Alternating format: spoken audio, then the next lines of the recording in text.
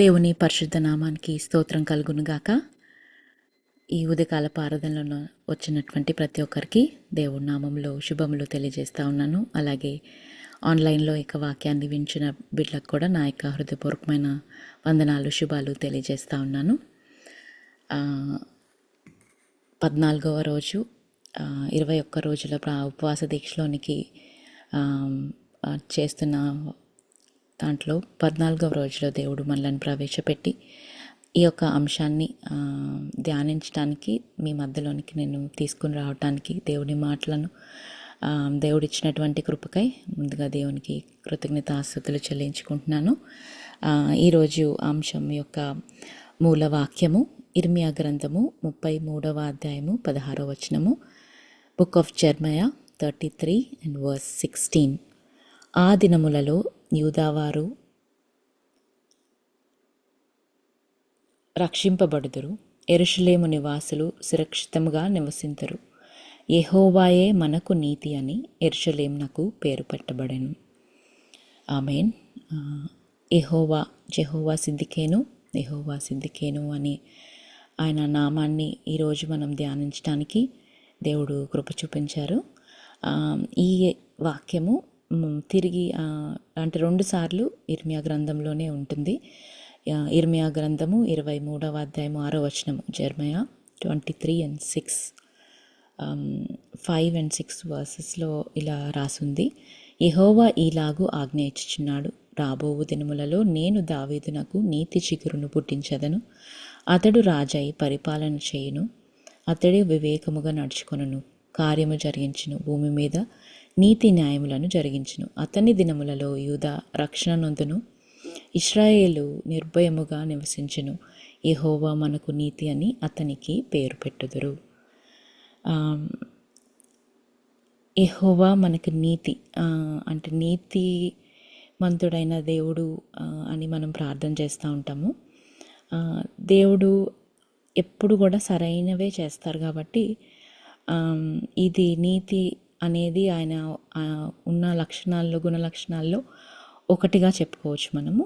అలాగే రెండవదిగా ఆయన క్రియలు లేక నీతి కార్యాలు ఆయనని నీతిగా గుర్తించబడతాయి.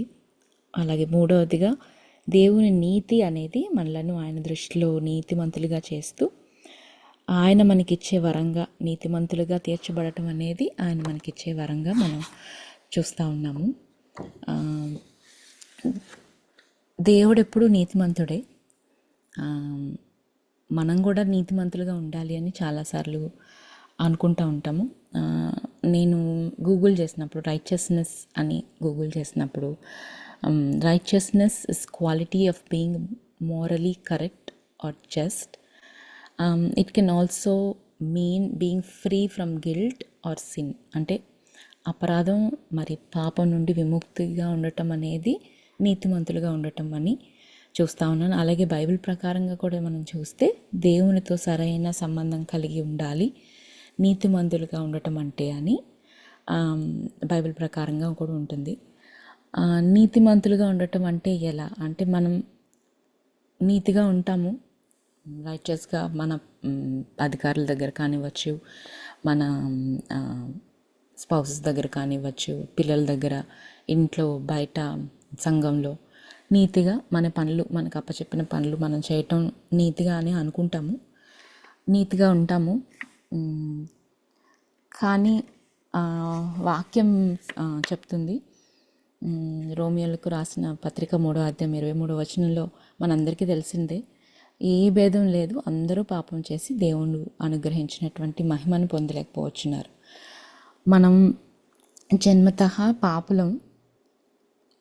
సో అక్కడితో ఏంటంటే మన నీతి యెహోవా దృష్టిలో మన నీతి కార్యాలన్నీ మురిగొడ్డలని కూడా వాక్యం సెలవిస్తుంది. యెషయా గ్రంథం 64:6లో ఉంటుంది. సో మనం ఎంత నీతి చేసినప్పటికీ అది మురికి గుడ్డి వలె తర్వాత ఆయన మహిమను పొందలేకపోయి ఉన్న వారమే. ఎందుకంటే మొదటి ఆదాము చేసినటువంటి పాపం వల్ల మనము ఆ మహిమను కోల్పోయాం. కానీ యెహోవా మన నీతి అయి ఉన్నారు. కీర్తనకారుడు కూడా అంటాడు, మన నీతికి ఆధారభూతుడు ఆయన, నా నీతికి ఆధారమగు దేవా అని అంటాడు. సో మన నీతికి ఆధారం దేవుడే. ఎందుకంటే మనం పాపం చేసాం, మనకి ఆ మహిమను కోల్పోయాం కాబట్టి ఆయన మనకు నీతి అయి ఉన్నాడు అని దేవుణ్ణి మనం ఆరాధించుకోవచ్చు ఈ యొక్క నామం ద్వారా. ఆయన మనకి నీతి అయి ఉన్నప్పుడు మరి మనం ఎలా నీతిపరులంగా మారగలం, మనం ఎలా నీతిమంతులుగా ఉండగలం అని చూసుకుంటే కనుక ఒక 4 అంశాల్లో ద్వారా మనము నీతిమంతులుగా ఎంచబడతాము. అది ఏంటంటే మొట్టమొదటిగా గలతీలకు రాసిన పత్రిక 2వ అధ్యాయం 16వ వచనం, గలేషియన్స్ చాప్టర్ 2 వర్స్ 16 ప్రకారంగా ఏమంటుందంటే,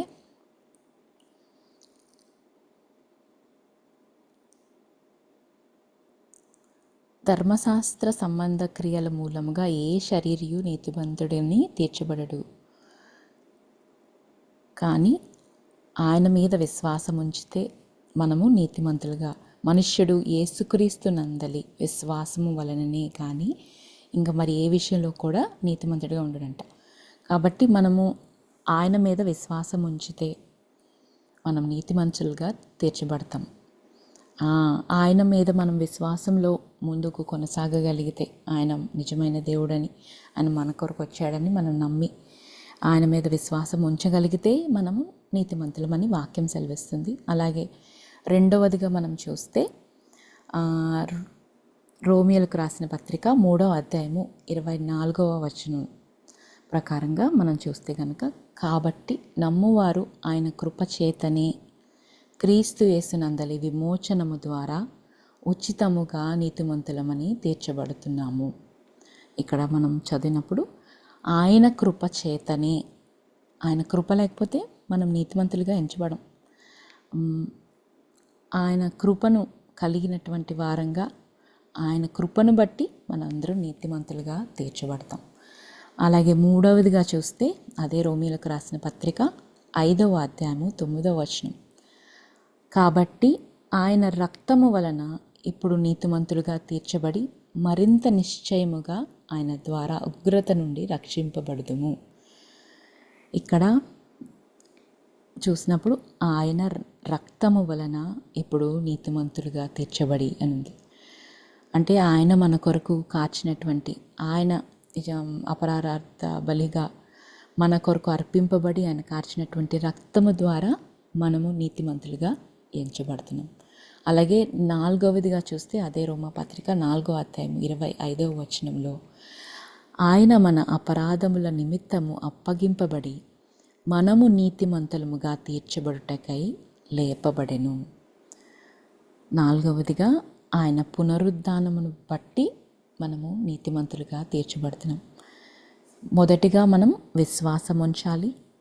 రెండవదిగా ఆయన కృప చేత మనము నీతిమంతులుగా ఉంటాము. సో అలాగే ఆయన రక్తము ద్వారా మనం నీతిమంతులుగా ఎంచబడతాము. నాలుగవదిగా ఆయన పునరుద్ధానము ద్వారా. So having faith in him through his grace and through his blood and through his resurrection, we will be known as righteous people. అయితే పాత నిబంధన కాలంలో చూసినట్లయితే ఆదికాండంలో ఉంటుంది, అబ్రహాముని నీతిగా ఆయన ఎంచాడు. అతడు యెహోవాను నమ్మెను గనుక అతడు నీతిమంతుడుగా ఎంచబడెను అని వాక్యంలో ఉంది పాత నిబంధన కాలంలో. అప్పట్లో అయితే ఆయన యెహోవాను నమ్మాడు కాబట్టి ఆయన నీతిమంతుడిగా ఎంచబడ్డాడు. కానీ కొత్త నిబంధన కాలంలో అదే ఇప్పటి కాలంలో మన వరకు వస్తే ఈ 4 పాయింట్స్ మనం పాటించినట్లు వరంగా, అంటే ఆయన మొదటిగా మనం విశ్వాసం ఉంచి, ఆ తర్వాత ఆయన కృపచేత, ఆయన రక్తము వలన, ఆయన పునరుద్ధానాన్ని బట్టి మనము నీతిమంతులుగా ఎంచబడతాము. ఇక్కడ నేను ఒక చిన్న స్టోరీ చెప్పాలనుకుంటున్నాను. చిన్న కథ ఏంటంటే, ఒక విలేజ్ ఉందంట, ఒక చిన్న పల్లెటూరు. ఆ పల్లెటూరు లో ఆ చిన్న కొన్ని కుటుంబాలు ఉంటాయి. దానికి ఒక అధికారి ఉన్నాడు. ఆయన చాలా నీతిమంతుడు. ఇంకా ఆయన చెప్పింది అందరూ వింటూ ఉంటారు. అసలు ఆ ఊర్లో ఏ ఒక్క తప్పు కానీ జరగదంట. అసలు ఆ ఊర్లో ఏ ఒక్క ఎవ్వరు కూడా ఇంకా ఆయన మాట వినకపోవటం అట్లా ఉండదు. ఆ అధికారి మాట వింటూ కుటుంబాలన్నీ కూడా చాలా నీతిగా ఉంటూ చాలా అంటే హ్యాపీగా ఉంటారంట ఆ ఊర్లో. అయితే కొన్ని దినాలు గడిచిన తర్వాత ఆల్ ఆఫ్ ఎ సడన్ వాళ్ళ ఊర్లో వాళ్ళు పెంచుకుంటున్నటువంటి కోళ్ళు రోజుకొక ఒకరింట్లో ఒక కోడి మిస్ అయిందంట. ఎవరో దొంగతనం చేశారు. అదేంటి ఊర్లో అసలు ఎప్పుడు ఏ దొంగతనం కానీ ఏది ఉండేది కాదంట. కానీ ఒకరోజు అది కోడి దొంగతనం అయింది. ఇంకా అప్పుడు అధికారి దగ్గరికి వస్తారు కదా, అందరూ వచ్చారంట. చీఫ్ దగ్గరికి వచ్చి అయ్యా ఇలా అయింది, అదేంటి ఎప్పుడు లేనిది, అసలు ఇన్ని సంవత్సరాలు ఎప్పుడు లేనిది ఎందుకు ఇలా కొత్తగా అవుతుంది అని ఆలోచన చేస్తూ ఉన్నారు. కానీ కనిపెట్టలేకపోతున్నారు. అలాగే మరుసటి రోజు ఇంకొకరింట్లో, అలా రోజుకొకరింట్లో దొంగతనం అవుతుందంట. ఇంక ఈ అధికారికి అసలు అంటే కనిపెట్టలేకపోతున్నారు. ఎందుకంటే ఇప్పటి వరకు ఏమీ జరగలేదు, అంత నీతిగా ఉంటున్నారు. కానీ మరి ఇదేంటి అని ఒకరోజు అందరూ అసలు కనిపెట్టాలి అని సీక్రెట్గా చూస్తూ ఉన్నారు. అప్పుడు ఆ రోజు పట్టుకున్నారు దొంగని. అయితే దొంగని పట్టుకుని మొత్తం అంతా కట్టేసి, కళ్ళు అవి కూడా కట్టేసి తీసుకొస్తారు. నెక్స్ట్ డే ఆ అధికారి అక్కడ ఉండి తీసుకొచ్చి అది అధికారి చూసేటప్పటికి చాలా ఆశ్చర్యపోతాడంట. ఎందుకంటే అధికారి వాళ్ళ కొడుకే ఇవన్నీ చేస్తున్నాడంట. అయితే అధికారి మరి నీతిమంతుడు కదా, ఆయన శిక్ష వేయాలనుకున్నాడు, శిక్ష విధించాడు. అది ఏంటంటే చెట్టుకు కట్టేసి కొరడాలతో కొట్టాలి అని శిక్ష ముందే ప్రకటించారంట. ఆ శిక్షను వేసినప్పుడు ఇంకా అధికారి మరి నీతిమంతుడు, ఆయన ఏ పాపం తెలియకుండా మంచి వ్యక్తి కాబట్టి మరి ఆయన కుమారుడని ఆయన విడిచిపెట్టేయకూడదు కాబట్టి ఆయన శిక్ష వేసాడంట. వేసిన తర్వాత ఆ చెట్టు కట్టేశారు ఆ బాబుని. వీళ్ళు ఇంకా కొరడాలు తీసుకొచ్చి కొట్టాలి. ఆ సమయంలో ఆ అధికారత్వాన్ని పక్కన పెట్టేసి ఆయన వచ్చి ఆ చెట్టుని ఇట్లాగా కౌగిలించుకున్నాడంట బాబుని కప్పడానికి. సో నేను ఎందుకు ఇది షేర్ చేసుకున్నానంటే, దేవుడు కూడా మన కొరకు దిగి వచ్చి మనల్ని నీతిమంతులుగా చేయటానికి ఆయన అనుకోకుండా, అంటే అనుకోని రీతిలో మనము మన పాపాలను చేసినప్పటికీ కూడా ఆయన దిగి వచ్చి మన కొరకు ఆయన మనలను కప్పి మనకు ఆయన నీతిని మనకు ఇచ్చి ఉన్నారు, యెహోవా నీతిని. కాబట్టి ఇందాక నేను చెప్పిన విధంగా ఆయనలో విశ్వాసం ఉంచి ఆయన కృపచేత ఆయన రక్తం వలన పునరుద్ధానాన్ని బట్టి మనము నీతిమంతులుగా ఎంచబడి ఉంటాము. అలాగే ఎప్పుడైతే మనం నీతిమంతులుగా ఎంచబడతామో ఆ తర్వాత దేవుడు మన కొరకు మన గురించి సాక్ష్యాన్ని పలుకుతారు. అంటే దేవుడు మన జీవితాల్లో తీసుకొచ్చే వాటిని అన్నిటిని బట్టి మనము ఎంతవరకు నీతిమంతులుగా ఉంటున్నామో అది దేవుడు చూసి మనలను ఆయన మన గురించి దేవుడు సాక్ష్యం ఇచ్చే రీతిగా, అంటే మనం అబ్రహాము గారి విషయంలో చూసుకున్నట్లయితే అబ్రహాము గారు ఆ యొక్క కుమారుణ్ణి అర్పించడానికి సిద్ధపడ్డారు. దేవుడికి అన్నీ తెలుసు. ముందుగానే ఆయన ఖచ్చితంగా అబ్రహాం గారు ఆయన కుమారుణ్ణి అడిగినప్పుడు ఆయన ఇచ్చివేస్తారని తెలుసు దేవుడికి. అయినప్పటికీ ఆయన బలిగా అర్పించమని అడిగినప్పుడు అబ్రహాం తీసుకొచ్చి అర్పించడానికి సిద్ధపడతారు. ఆ కార్యం ద్వారా, అంటే అది మనం అనుకుంటాము అది టెస్టింగ్ అంటే టెస్ట్ చేస్తున్నాడు దేవుడు అని మనం అనుకుంటాం. కానీ ఆ టెస్టింగ్ ఏంటంటే దేవుడు మన నీతిని బట్టి ఆయన సాక్ష్యం ఇవ్వటానికి దేవుడు మన జీవితాల్లో ప్రతిదాన్ని ఎలా చేస్తాడు అని దేవుడు మాట్లాడుతూ ఉన్నారు. అలాగే దావీదుని బట్టి కూడా దేవుడు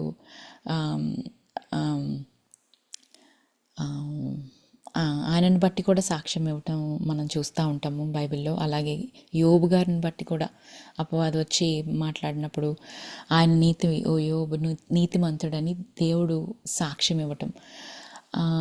కాబట్టి మనము నీతిమంతులుగా ఎంచబడిన తర్వాత మనము చేసే క్రియలను బట్టి, మనము చేసే కార్యాలను బట్టి, మనము దేవుని పరీక్షించినప్పుడు, దేవుడు మనల్ని పరీక్షించినప్పుడు, ఆ యొక్క పరీక్షలో మనము నిలబడినప్పుడు దేవుడు మనలను బట్టి దేవుడు సాక్ష్యాన్ని పలకగలిగే స్థితిలో మనం అందరం కూడా ఉండగలిగే కృపను దేవుడు మనకి ఇస్తారు. అటువంటి సాక్ష్యాన్ని మనం దేవుడి ద్వారా సాక్ష్యం పొందుకోవటానికి, అంటే మనలను బట్టి మనుషులు కాదు, మనుషులు ఈరోజు మంచిగా చెప్తారు, రేపు మన గురించే చెడుగా చెప్తారు.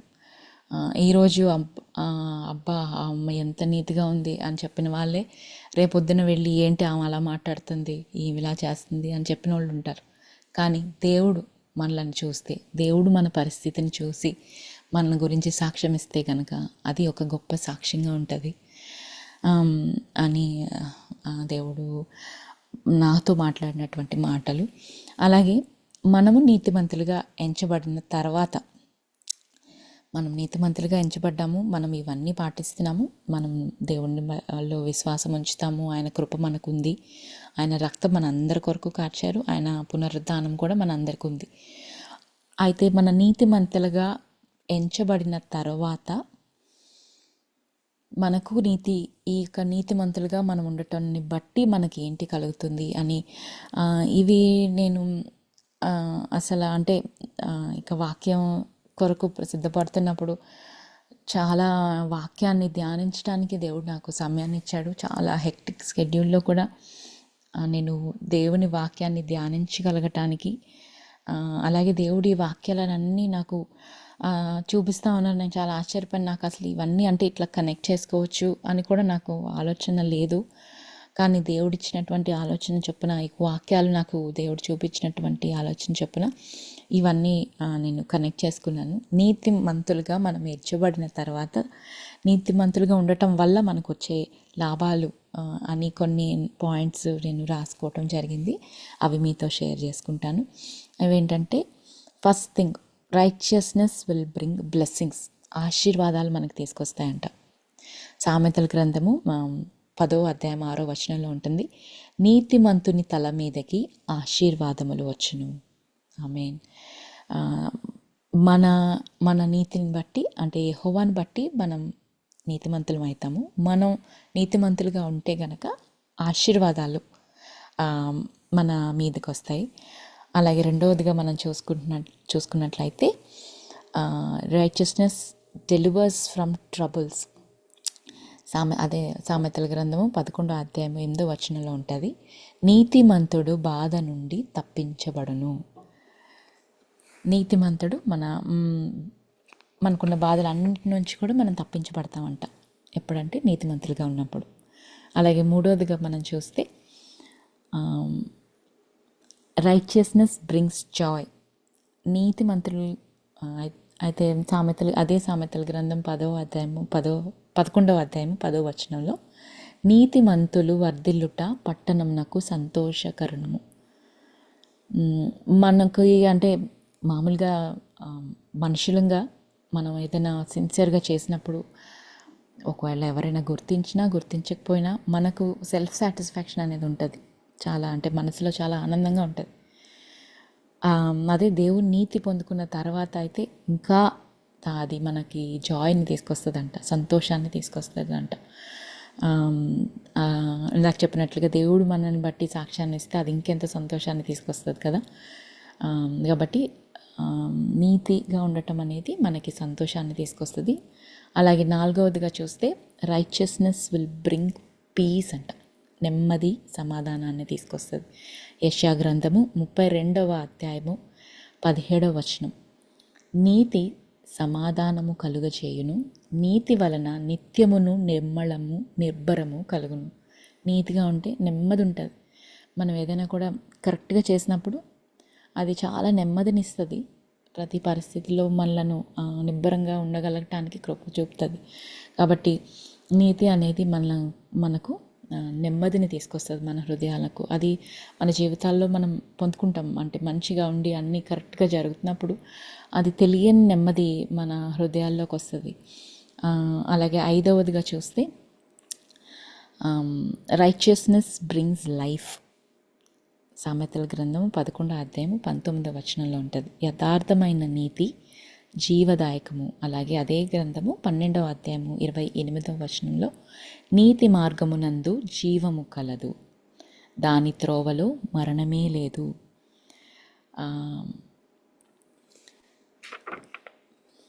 అని ఉంటుంది. కాబట్టి జీవాన్ని మనకి తీసుకొస్తుంది. మనం నిర్జీవంగా కొన్ని సందర్భాల్లో ఉన్నప్పటికీ కూడా నీతిమంతులుగా మనం ఎంచబడినప్పుడు, నీతిమంతులుగా మనం ఉన్నప్పుడు అది మనకు జీవాన్ని తీసుకొస్తుంది. అలాగే 6వదిగా చూస్తే రైచియస్నెస్ బ్రింగ్స్ రివార్డ్. మనకు బహుమానాన్ని తీసుకొస్తుంది అంట. సామెతల గ్రంథము 11వ అధ్యాయం 18వ వచనంలో ఉంది, నీతిని విత్తువాడు శాశ్వతమైన బహుమానము నొందును. వాక్యం కూడా సెలవిస్తుంది, మనం ఏది విత్తుతామో అదే కోస్తామని కదా. కాబట్టి మనం నీతిని కనుక విత్తితే మనం దాని బహుమానాన్ని మనం కోస్తాం. అలాగే 7వదిగా మనం చూస్తే రైచియస్నెస్ డెలివర్స్ ఫ్రమ్ డెత్. సామెతలు 10:2వ వచనం అలాగే 11:4వ వచనంలో కూడా ఉంటుంది, నీతి మరణం నుండి రక్షించును అని. ఇదే వచనాలు సేమ్ రెఫరెన్స్, సేమ్ వాక్యం ఉంటుంది. నీతి మరణము నుండి రక్షించును.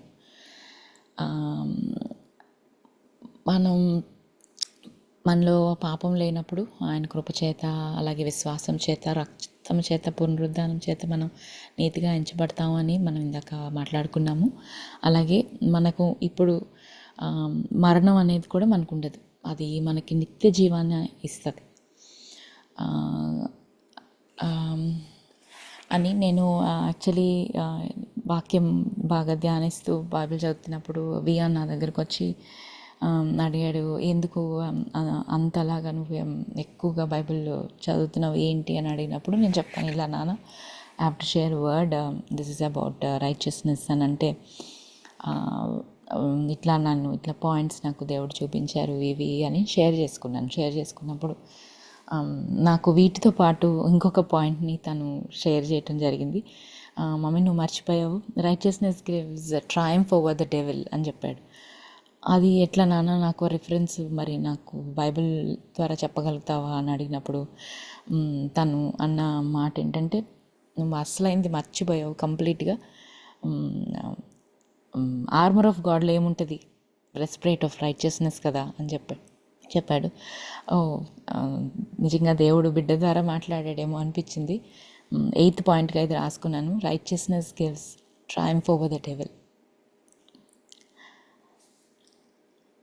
సాతాను నుండి విజయాన్ని పొందుకోవటానికి మనం నీతి అనే మైమోరు వేసుకోవాలి. అది మనం వేసుకున్నప్పుడు మనం will come over the devil. సాతానే మనకు అన్నీ తీసుకొస్తూ ఉంటుంది మన జీవితాల్లో. దాని నుంచి కూడా మనం నీతిని బట్టి మనం దాని నుంచి కూడా బయటికి రావచ్చు. సో మనం పోరాడుతున్నది శరీరాలతో కాదు, కానీ అంధకార సంబంధులతో మనం పోరాడుతున్నాం, దురాత్మ సమూహాలతో మనం పోరాడుతున్నాం. కాబట్టి మనము ఈ యొక్క సర్వాంగ కవచం వేసుకోవాలని వాక్యం సెలవిస్తుంది. సో అటువంటి రీతిలో ఆ యొక్క సర్వాంగ కవచాన్ని వేసుకుని నీతి అనే మైమరుని వేసుకోగలిగినట్లు అయితే దేవుడు ఆ యొక్క సాతాను నుంచి మనల్ని తప్పిస్తాడు. కాబట్టి I just want to recap. నీతిమంతులుగా మనం ఎంచబడాలి అంటే మనం 4 అంశాలునే తెలుసుకున్నాము. అదేంటంటే ఆయనందు విశ్వాసం ఉంచాలి, ఆయన కృప చేత, ఆయన రక్తము చేత, ఆయన పునరుద్ధానము చేత మనము నీతిమంతులుగా ఎంచబడతాము. నీతిమంతులుగా ఎంచబడిన తర్వాత దేవుడు మనలను బట్టి సాక్ష్యము ఇవ్వగలిగిన స్థితిలో అంత దేవుడు మనల్ని బట్టి మనం చేసే వాటిని బట్టి దేవుడు సాక్ష్యాన్ని మన గురించి ఇవ్వగలుగుతూ ఉంటారు. ఏ రీతిలో అయితే అబ్రహాము దావీదు యోబుల గురించి సాక్ష్యం ఇచ్చారు అటువంటి రీతిలో, అలాగే నీతిమంతులుగా మనం ఎంచబడిన తర్వాత మనకు వచ్చినటువంటి లాభాలు ఏంటంటే ఆశీర్వాదాలు వస్తాయి మొదటిగా. రెండవది బాధ నుండి మనం తప్పించబడతాము. మూడవది సంతోషాన్ని ఇస్తుంది. అలాగే నాలుగవది నెమ్మదినిస్తుంది. ఐదవదిగా జీవాన్ని ఇస్తుంది. ఆరవదిగా బహుమానాన్ని ఇస్తుంది. అలాగే ఏడవదిగా మరణాన్ని నుంచి తప్పిస్తుంది. అలాగే ఎనిమిదవదిగా సాతాను నుంచి మనకి విజయాన్ని అనుగ్రహింపచేస్తుంది. Righteousness will bring blessings, delivers from troubles, righteousness brings joy, brings peace, brings life, brings rewards, and delivers from death, and gives triumph over the devil. ఈ యొక్క 8 అంశాలను బట్టి దేవుడు ఎంతగానో నేను స్తుతిస్తూ ఉన్నాను. కాబట్టి ఆయన మన నీతి అయి ఉండి యెహోవా సిద్ధికేనుగా మనకున్నప్పుడు వీటన్నిటిని బట్టి ఆ నామాన్ని బట్టి దేవుణ్ణి మనం స్తుతించగలిగిన వారంగా ఉండాలి. అటువంటి రీతిలో మనం ఉన్నామా లేదా అని మనం ఒక్కసారి మనలను మనం ప్రశ్నించుకుందాము. మనం ఏ భేదం లేదు, మనం మహిమను కోల్పోయాము. ఆ మహిమను తిరిగి మనకు యేసు ప్రభు ద్వారా ఆ యొక్క అపరార్థ బలిగా అర్పించబడినటువంటి ఆ గొర్రెపిల్ల ద్వారా మనము తిరిగి పొందుకున్నాము. దానిని బట్టి వచ్చినటువంటి లాభాలను కూడా దేవుని వాక్యము ద్వారా మనం చూడగలుగుతున్నాము. అటువంటి గొప్ప ధన్యతను దేవుడు మనకిచ్చిన విధానాన్ని బట్టి, అటువంటి గొప్ప నామాన్ని మనము ఈరోజు తెలుసుకోవటానికి, ఆ నామాన్ని ఇంకా మనము ఇంత డీటెయిల్డ్గా దేవుడు మనతో మాట్లాడిన విధానాన్ని బట్టి ఇంకా దేవుణ్ణి ఎక్కువగా ఈ నామాన్ని పెట్టి మనం స్తుతించగలగటానికి దేవుడు ఈ యొక్క వాక్యాలను తెలియజేశారని నేను గట్టిగా నమ్ముతున్నాను. మీరందరికి కూడా ఈ యొక్క వాక్యము ద్వారా దేవుడిని ఇంకనూ బాగా ఆరాధించగలగటానికి, యెహోవా సిద్ధికేనుగా యెహోవా నీతిగా మనకున్న దేవుడిని ఆరాధించగలగటానికి దేవుడు మనందరికీ అట్టి శక్తిని బలాన్ని అనుగ్రహింపచేయను గాక. నేను ఒక చిన్న పాట పాడి ముగించాలని కోరుతాను. నీతి గల యెహోవా స్తుతి మీ ఆత్మతో నర్పించుడి, మీ ఆత్మతో నర్పించుడి. దాతాయహు మన క్రీస్తు నీతిని దాల్చుకొని సేవించుడి. నీతి గల యెహోవా స్తుతి మీ ఆత్మతో నర్పించుడి, మీ ఆత్మతో నర్పించుడి.